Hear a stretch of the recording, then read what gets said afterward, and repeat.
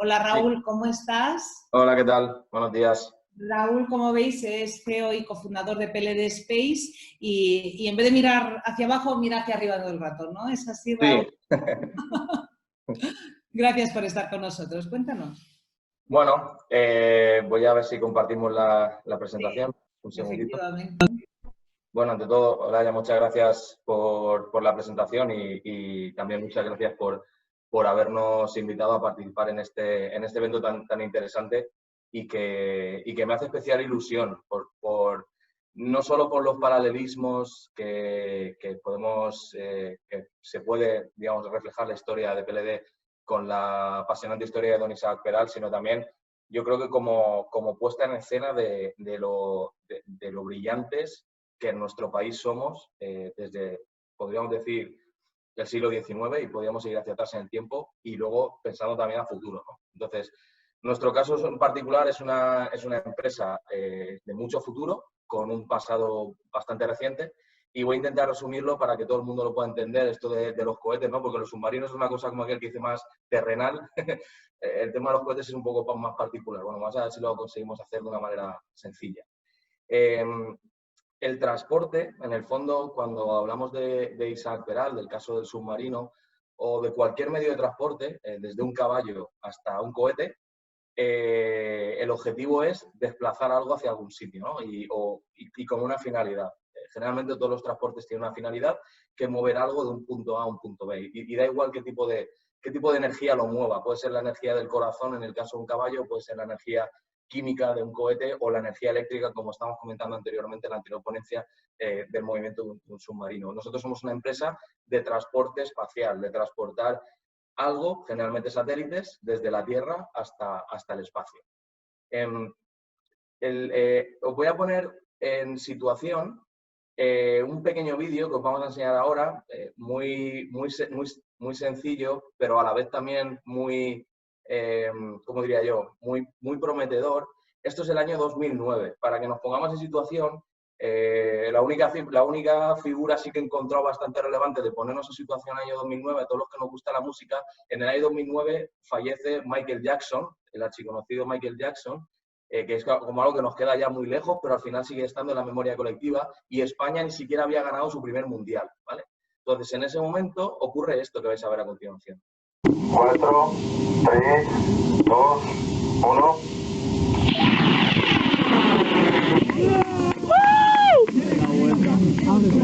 Bueno, esto que habéis visto es el lanzamiento de un pequeño cohete que hicimos en el año 2009 de manera artesanal, como ahora os contaré, por Raúl Verdú y yo, que somos los dos fundadores de la compañía, de PLD Space, con muy pocos medios, 1.500 euros, que habíamos conseguido gracias a, como aquel que dice, el menudeo de pequeñas personas que nos habían dado un poquito de dinero, una especie como de crowdfunding entre familia y amigos. Y a día de hoy, pues somos la evolución de aquello, ¿no? La evolución de aquel sueño de lanzar un cohete con el objetivo de llegar al espacio. Una empresa que se funda en el año 2011, justo un año después de que España ganase el Mundial, ¿vale? Y en la transición entre el gobierno de Rodríguez Zapatero a Mariano Rajoy, para que nos pongamos también un poco en el contexto político y social de nuestro país, una compañía que a día de hoy ha conseguido un total de 18 millones de euros de inversión tanto pública como privada, principalmente privada, un 75%. Hemos ganado 5 contratos con agencias espaciales, hemos realizado más de 100 ensayos de motores de un cohete espacial. Tenemos instalaciones de 15.000 metros cuadrados, 3 centros de trabajo en nuestro país. Tenemos 2 socios de primer nivel industrial, que son empresas del sector aeronáutico y aeroespacial, y le hemos dedicado más de 1 millón de horas de ingeniería a nuestro cohete, el cohete que estamos desarrollando para, efectivamente, dar ese servicio de transporte. Claro, ¿para qué, no? O sea, un poco para que todos entendamos de qué estamos hablando. La oferta actual de transporte espacial, es decir, si yo, por ejemplo, o alguien que nos esté escuchando en la ponencia de hoy, quiere montar una empresa de lanzar de satélites, no de lanzarlos, sino de construir un satélite y dar un servicio de observación de la Tierra, por ejemplo, vender imágenes que se toman desde el espacio, o, por ejemplo, vender, ¿no?, los datos que envía un satélite. Todos nos acordamos del famoso Canal Plus, donde veíamos las películas antiguamente, ahora utilizamos Netflix, que es otra manera de hacerlo. claro, hace falta un cohete, hace falta un transporte, hace falta un vehículo que en el fondo nos lleve este satélite hasta el espacio. Y en nuestro caso en particular, nuestra empresa está focalizada en lanzar satélites que pesan menos de 300 kilos. Para que todo el mundo se ponga en situación, un satélite que podría tener el tamaño de entre un microondas de andar por casa y una lavadora, ¿vale? Un satélite de ese tamaño. Y ese satélite permite fotografiar la Tierra, permite, por ejemplo, hacer seguimiento de grupos terroristas, permite monitorizar el deshielo de los polos, por ejemplo, la deforestación en el Amazonas, permite hacer una grandísima cantidad de cosas teniendo un ojo en el espacio. O bien enviar datos, que pueden ser datos de telefonía, datos de Internet o otra tipología de datos, ¿no? Y nosotros, al final, transportamos, ¿vale? Y somos o seremos, que todavía no hemos lanzado nuestro primer cohete, pero seremos la oferta de transporte espacial. Somos una de las empresas más prometedoras de desarrollo de pequeños lanzadores en Europa y hemos sido una de las que más apuesta, carne ha puesto en el asador en el desarrollo de hardware, el desarrollo de tecnología, probar esa tecnología y aprender en base a, incluso a veces el ensayo y error, ¿no? El desarrollar una tecnología y ensayarla. Esto obviamente es muy caro, por eso este es un negocio en el cual se requiere de mucha inversión y hemos tenido apoyo, pues como veis aquí, por ejemplo, la imagen, abajo a la izquierda, del Ministerio de Defensa, que nos prestó un helicóptero Chinook para hacer un ensayo en Huelva de lanzar la primera etapa de nuestro lanzador orbital Miura 5, que ahí lo veis muy pequeñito, pero mide como un edificio de 4 plantas, levantarlo con ese helicóptero hasta 5 kilómetros de altura, dejarlo caer y recuperarlo en el océano, con el objetivo de demostrar la reutilización de la tecnología. Todos los vehículos del que ha desarrollado la humanidad en su historia, desde la domesticación del caballo hasta los aviones, son reutilizables. Todos nos subimos en un coche al día muchas veces y el coche no va a la basura. O todos nos subimos en un avión, ahora no por el tema del COVID, pero en el pasado sí. Nos subíamos en un avión y el avión tenía cierto mantenimiento, pero el avión no iba a la basura. Sin embargo, los cohetes espaciales, salvo 2 casos en particular, son siempre desechables. Es el único medio de transporte que siempre se desecha. Por lo general siempre es, como dicen los americanos, expendable, es desechable, excepto es el único. Entonces, es una oportunidad muy valiosa el conseguir que la tecnología sea reutilizable, porque al final los costes del lanzamiento al espacio pues vienen derivados de precisamente esta falta de recurrencia, ¿no? en su uso. ¿Qué significa ser emprendedor en España? Vamos a intentar resolver algunas cuestiones que debido al evento digamos, en homenaje a Isaac Peral, pues me han llegado, he intentado resolverlas de alguna manera, a veces un poco difíciles de resolver o incluso a veces políticamente incorrectas, entonces vamos a intentar hacerlo de manera sencilla. Bueno, pues ser emprendedor en España para mí supone toda una oportunidad de diferenciación, principalmente porque creo que hay gente muy buena en nuestro país, tanto técnicos como muy buenos financieros. Hay una gran diversidad, porque al final hay mucha gente formada, ¿no? Y eso también genera gente muy buena y académicamente excelente, o incluso gente que se ha ido al exterior, ha madurado, ha crecido empresarialmente y luego retorna con ideas brillantes. Por tanto, supone una buena oportunidad también de competitividad para nuestro país, de hacer cosas diferentes o incluso de dar un paso adelante en el estado del arte de lo que se desarrolla en nuestro país. Pero también es cierto que supone un reto en financiación. Pues no somos uno de los países que más inversión realiza en I+D, o incluso no somos uno de los países donde más inversión privada a nivel venture capital o inversores que invierten en compañías en edad muy temprana, pues no somos uno de los países que más tiene, ¿no? En cantidad. También supone un reto laboral. Una de las malas, digamos, experiencias que hemos tenido como consecuencia de la anterior crisis fue que mucha gente se fue de nuestro país y eso obviamente genera también una falta de capacidad de traccionar gente con mucha experiencia laboral. Y luego también agilidad en procesos. Cuando estás en un proyecto que requiere de una tecnología puntera o de un desarrollo muy específico, pues puede darse el caso en el cual no existe mucha industria en torno a este proceso específico. Y creo que vendemos también marca España. Somos mucho más que turismo y sector primario. Eso principalmente es una cosa que se ve muchas veces cuando sales de España y se comenta, pero en particular los sectores industriales, el sector espacial, en el cual puedo hablar un poco más con experiencia, tiene muchas de las mejores empresas de toda Europa. O sea, hay muchísimo conocimiento y muchísimo talento en nuestro país y creo que, salvando ciertas complejidades, ser emprendedor en España es algo muy, muy positivo.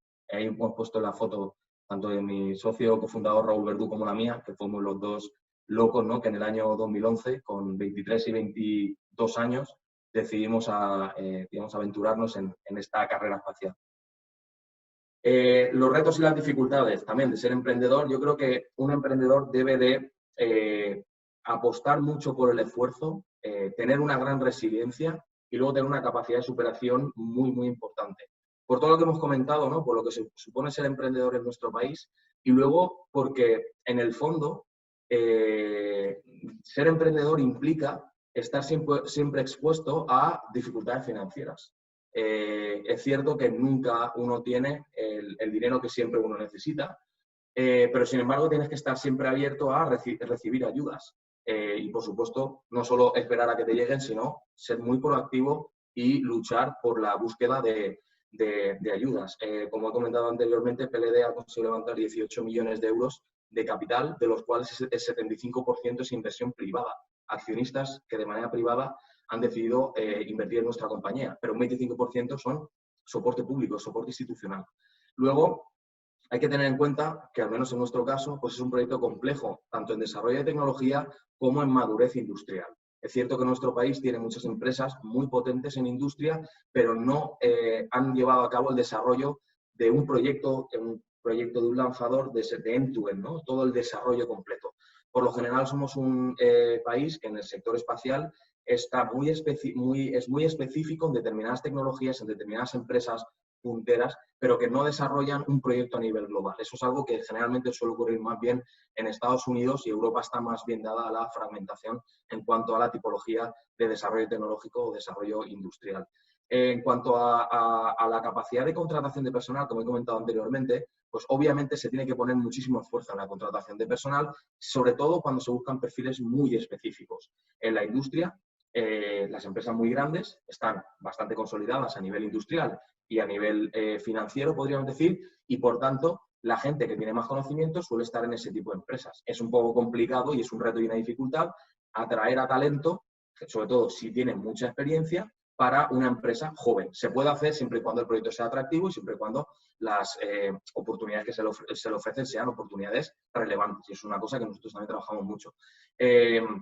Como he comentado anteriormente, un proyecto de emprendedurismo en este sector o en sectores parecidos, no hablo solo del sector espacial, sino lo extrapolaría a sectores industriales en general, es un reto, porque no hay bases de mercado en España en muchos casos, no hay ese end-to-end que estábamos comentando en el desarrollo completo de un proyecto industrial. A veces está bastante segmentado porque, como comentamos, en Europa generalmente la filosofía suele ser fragmentar, ¿no? Para que haya georretorno, para que hayan políticas de reparto de inversiones entre diferentes países, etc.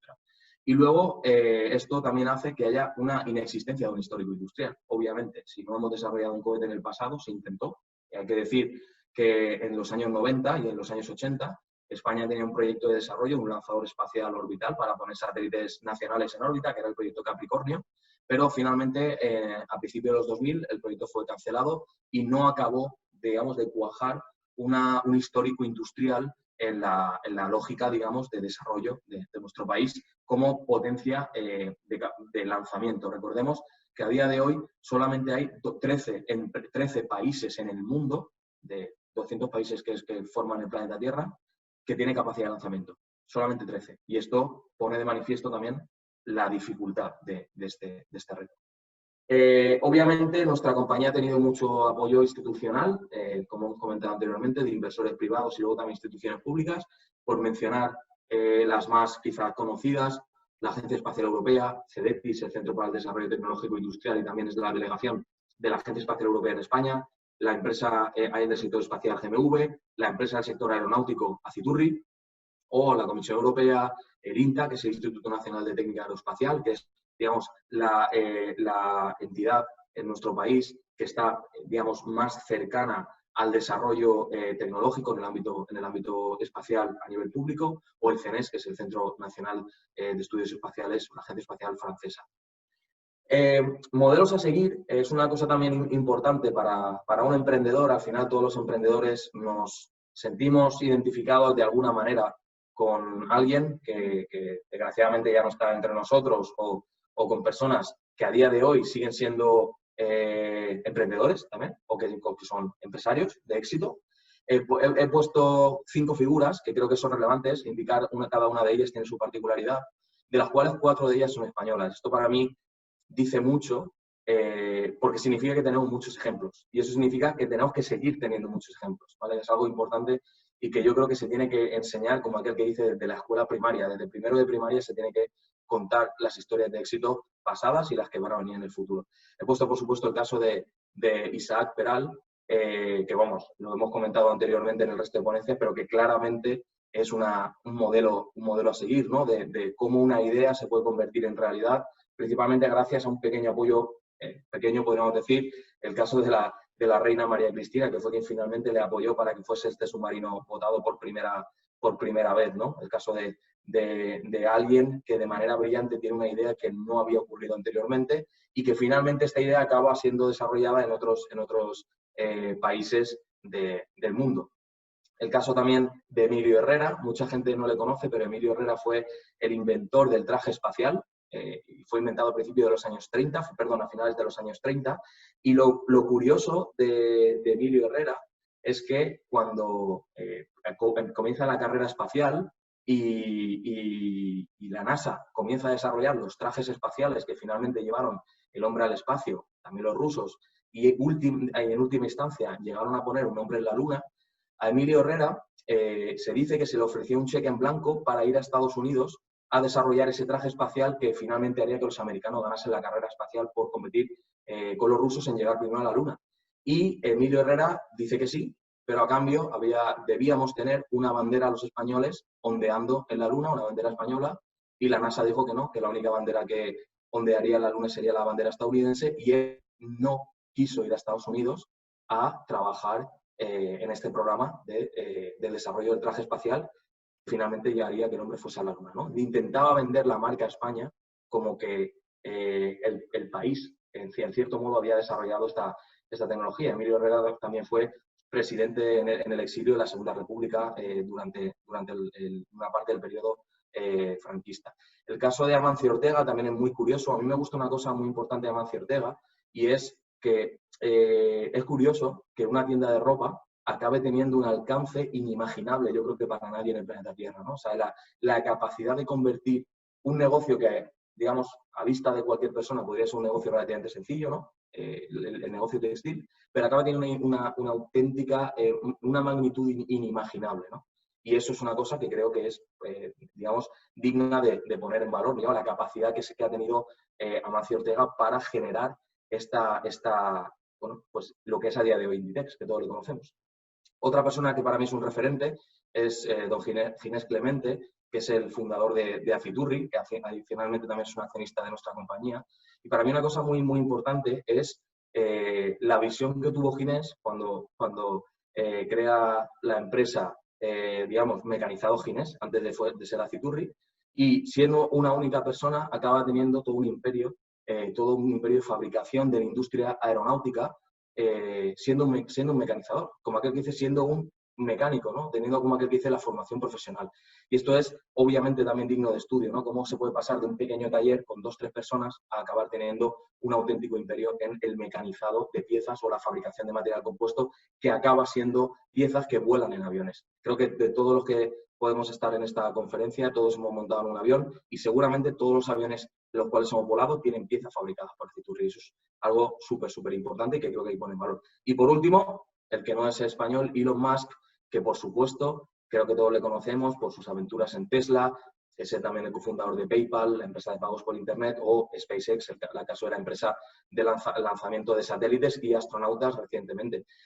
Para mí una cosa muy, muy importante es la capacidad que ha tenido Elon Musk de, una vez que ha sido multimillonario, invertir en diferentes frentes que él consideraba que eran retos de la humanidad para el futuro, ¿no? Algo que incluso yo también comparto con él, de diferentes ideas de futuro que tenemos en la cabeza y que no nos quedamos con el trabajo que hacemos a día de hoy y que sabemos que a futuro hay que hacer cosas y que si no lo hacemos nosotros, alguien las tendrá que hacer por mejorar el futuro de la humanidad y porque al final nuestra humanidad sea mucho más competitiva de lo que a día de hoy es. Las cualidades de un emprendedor, para mí estos son, no son un nice to have, como se dice, esto tiene que ser un obligatorio, al menos yo lo veo de esta manera, para ser un emprendedor en un sector muy complicado, y es la constancia y la perseverancia. Hay una frase que me gusta mucho y es: no por mucho mirar a la luna se es astronauta. Las cosas cuestan mucho más de lo que uno imagina y nunca te tienes que quedar con el punto en el cual te sientas cómodo. Siempre hay que estar fuera de ese punto de confort. Como digo, todo cuesta mucho más de lo que uno imagina y hay una cosa también importante a tener en cuenta siempre y que hay que tenerla todos los días en la cabeza cuando uno se levanta y es: no sabes lo que no sabes. Y esto hace que las cosas acaben costando siempre mucho más. Luego, por supuesto, hay que tener la mente fría y tener decisiones muy bien medidas. Y en este sentido, es verdad que hay que soñar y es verdad que hay que tener metas de largo plazo y aspiraciones de cosas muy grandes, pero los pies siempre hay que tenerlos en el suelo y la cabeza siempre en las estrellas. Es la única manera de cada día evolucionar y dar lo mejor de cada uno de nosotros. Por supuesto, hay que tener la capacidad de adaptarse a dificultades y a un ambiente cambiante. Podemos poner el ejemplo reciente del coronavirus, ¿no? Que ha trastocado a todo el mundo, pero en el sector de los emprendedores, en cualquier emprendedor, creo que los coronavirus son cada X tiempo, ¿no? Siempre ocurre algo, no un caso en particular del virus como un fenómeno biológico, pero siempre hay algo que nos trastoca nuestros pilares y hace temblar nuestros cimientos, ¿no? Y eso es una cosa que ocurre de manera constante. Por tanto, cuando consigues un buen éxito, celebra el éxito, pero dedícale un minuto, porque después de ese minuto tienes que seguir trabajando y tienes que seguir dedicándole mucho esfuerzo. Por otro lado, hay que siempre consolidar pasos firmes poco a poco.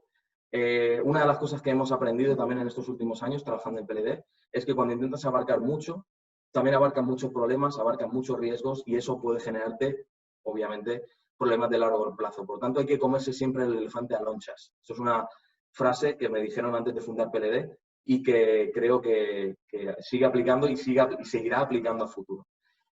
Por supuesto, la capacidad de rodearse de apoyo financiero institucional es fundamental. En el caso de Isaac Peral, él consiguió rodearse de ambas cosas para poder sacar ese primer submarino y botar ese primer submarino. Liderazgo proactivo. Siempre hay que tirar de los problemas y empujar constantemente en todos los frentes para que nada se pare, para que nada se pueda estancar. Eso es súper importante. Se tiene que ver a un emprendedor como un tractor, un generador de tracción. Y luego también es importante, hay que sentirse cómodo, hay que sentirse en un contexto de cierto riesgo, de cierta inestabilidad, y hay que sentirse cómodo con esto y hay que sentirse cómodo con la gestión de los riesgos, porque esto va a ocurrir siempre.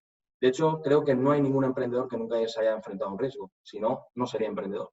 Y creo que el sentirse cómodo con un riesgo, el sentirse cómodo con un entorno difícil, debe ser una cualidad de un emprendedor. Porque si no, al final, pues puede fracasar, obviamente, si le tienen miedo al riesgo. Y nada, esta es mi presentación. Muchas gracias por la atención y espero que os haya servido e inspirado. Gracias.